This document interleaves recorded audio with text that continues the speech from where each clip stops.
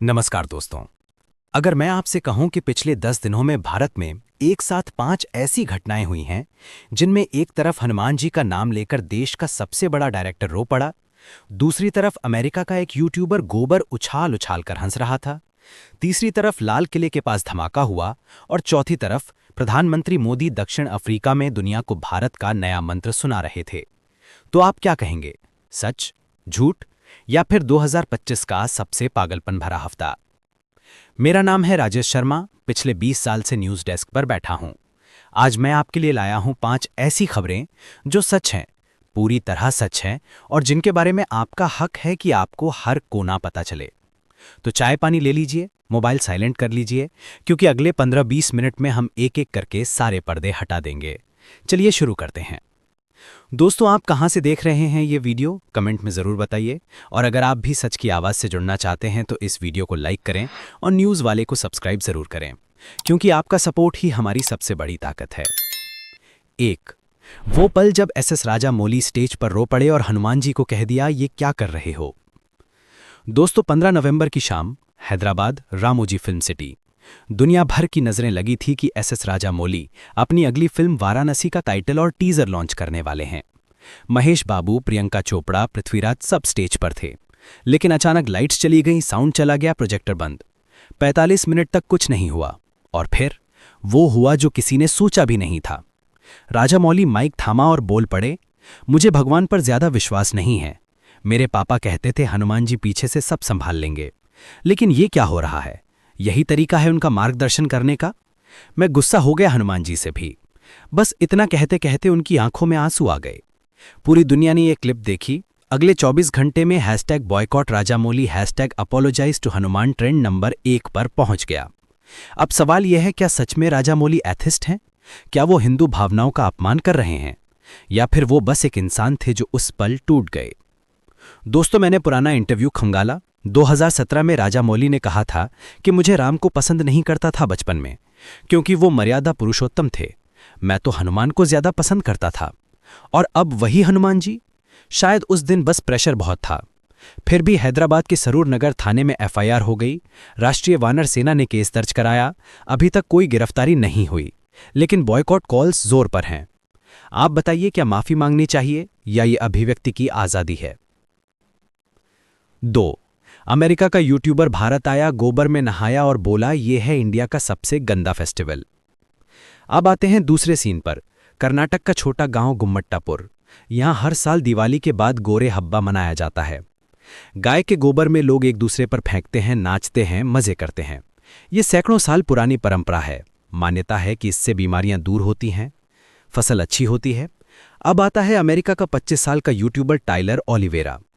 लड़का हेजमेट सूट पहनकर आया, गोबर में लोटा, वीडियो बनाया और टाइटल रखा, I survived India spoof throwing festival. Video में वो बार बार चिल्लाता है, ये मेरी जिंदगी का सबसे बुरा दिन था, ये लोग पागल हैं। वीडियो 50 लाख से ज्यादा बार देखा गया। लेकिन भारत में आग लग गई। लोगों ने कहा, हमारी संस्कृति का मजाक उड़ा रहा है। टाइलर को रेप थ्रेट्स मिले, उसकी मां को भी टैग करके गालियां दी गईं। फिर टाइलर ने एक पोस्ट डाला, आई एम सॉरी इंडिया, लेकिन ये रेसिस्ट नहीं है, मैं तो सच दिखा रहा हूं। और दूसरी पोस्ट में लिखा, इंडियंस पाकिस्तान से पैसे लेकर मुझे गाली दे रहे हैं। अब सवाल यह है, क्या टाइलर ने सच में गलत किया? क्या हमारी परंपराएं इतनी कमजोर हैं कि एक विदेशी का मजाक हमें बर्दाश्त नहीं?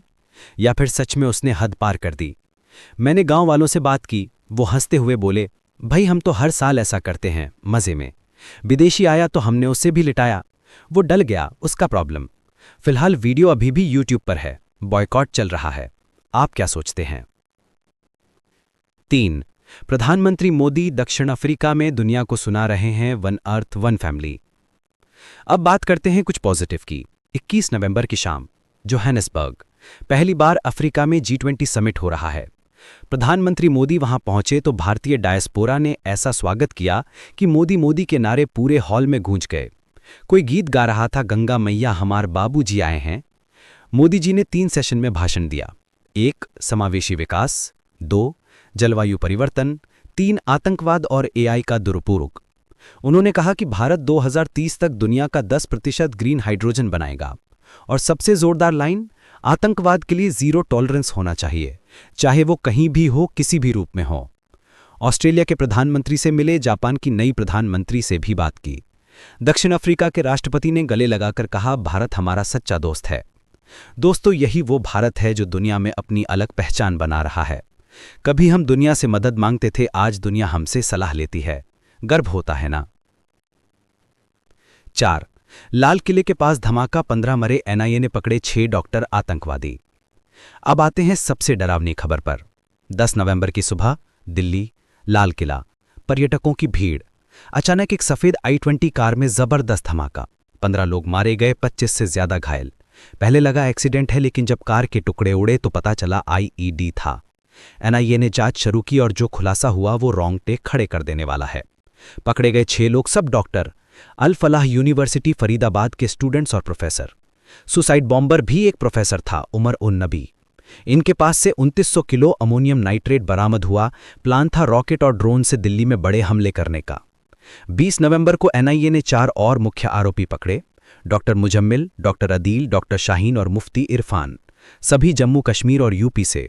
अब सवाल यह है कि जो लोग डॉक्टर बनकर लोगों की जान बचाने की कसम खाते हैं, वो आतंकवादी कैसे बन गए? क्या हमारी यूनिवर्सिटीज में कोई जहर घुल रहा है? एनआईए अभी पूछताछ कर रही है, देश भर में हाई अलर्ट है। 5. 25,000 करोड़ का तोहफा, मोदी कैबिनेट ने दी एक्सपोर्ट मिशन को हरी झंडी। आखिरी खबर अच्छी है, बहुत अच्छी है।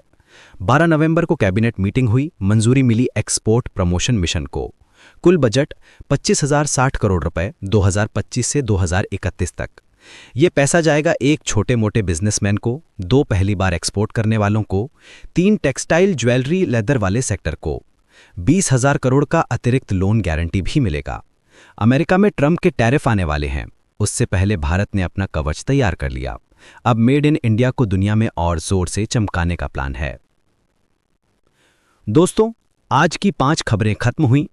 एक तरफ हनुमान जी का नाम लेकर कोई रो रहा था, दूसरी तरफ गोबर में कोई हंस रहा था, तीसरी तरफ लाल किला खून से लाल हो गया, चौथी तरफ मोदी जी दुनिया को भारत का मंत्र सुना रहे थे, और 5वीं तरफ 25,000 करोड़ का सपना सच हो रहा था। ये भारत है जनाब, यहाँ एक साथ दर्द भी है, गर्व भी है, विवाद भी है और उम्मीद भी है। आप मुझे कमेंट में ज़रूर बताइए, इन 5 खबरों में से सबसे ज़्यादा आपको कौन सी खबर परेशान कर रही है और कौन सी गजब की लगी। मिलते हैं अगली खबर में, तब तक अपना और अपने परिवार का ख्याल रखिए। जय हिंद।